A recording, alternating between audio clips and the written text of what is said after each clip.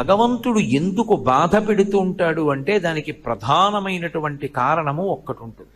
గత జన్మలలో ఏదో పాపం చేసినది ఉంటుంది. ఆ పాపం ఎవరికి తెలుసు అంటే మనకి తెలియదు.